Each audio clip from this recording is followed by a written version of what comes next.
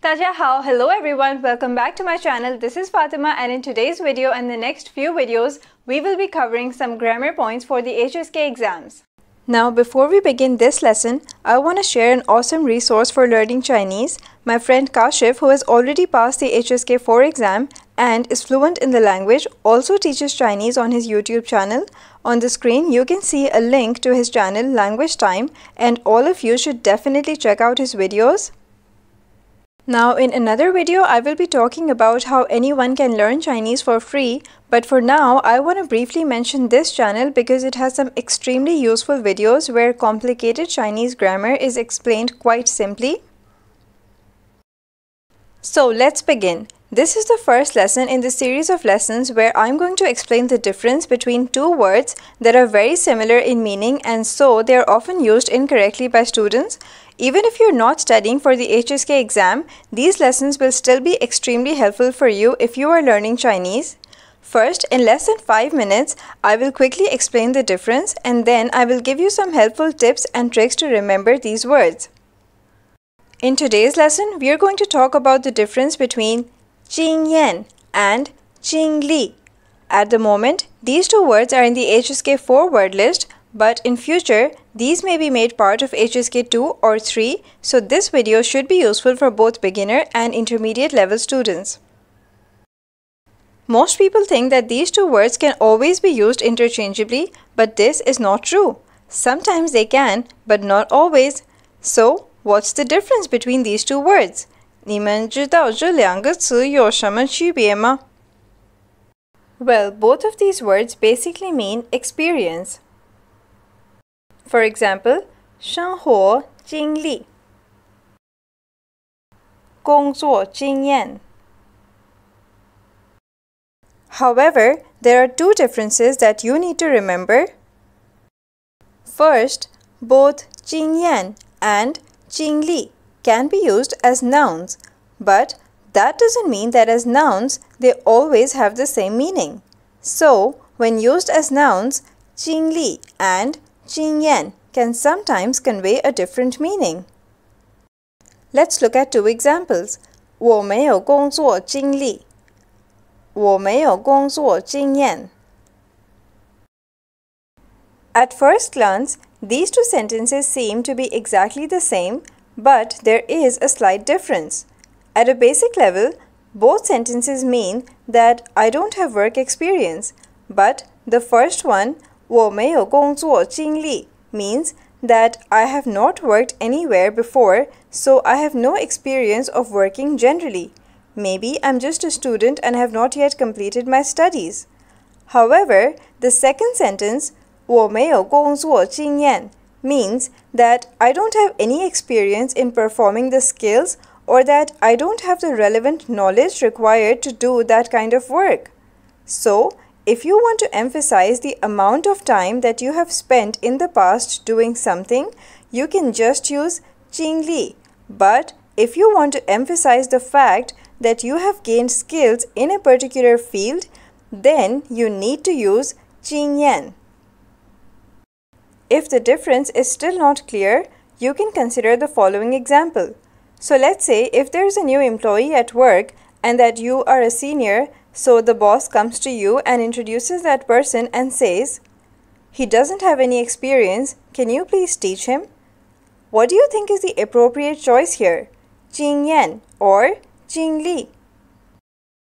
Well, we should use 经验, not 经历 here, because in this sentence, we are talking about gaining an experience, but in the context of learning some skill or knowledge. That is, we are trying to convey the fact that the new person doesn't have experience in doing that particular kind of work, not just experience generally. Maybe because the new person does have 10 years of work experience, but perhaps that was in a different field. Maybe he was a teacher for 10 years and now he has joined an office. Now, let's look at the second difference between these two words. So remember that while 经历 can also be used as a verb, 经验 cannot be used as a verb. As a verb, 经历 means to experience or go through something. 比如说现在很多人正在经历困难，或者我经历了很多困难。In both of these sentences, you cannot use 经验. So now it's your turn to answer some simple questions. So if I want to say to a young child that you don't have much experience in life generally, should I use 经历 or 经验? And which one should I use if I want to say this job is very technical, so we need to hire somebody with a lot of experience? Now, the confusing part is that if you notice, both 经历 and 经验 have the same first character, 经. So, I'm going to give you a tip to remember the difference between these words. The character 经 means experience. So, it is only the second character that is different, and you can use a trick to remember which one refers to experience in terms of time and which one refers to experience in terms of skills and expertise. The trick is to observe that the second character 历 in 经历 is the 历 from 历史, which means history. So, you see, this is why 经历 is generally used to indicate an experience accumulated over time.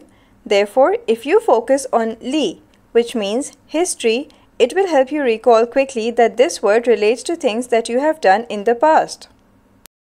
Now, be aware that the word for manager is also 经历, but please note that the tone is not the same.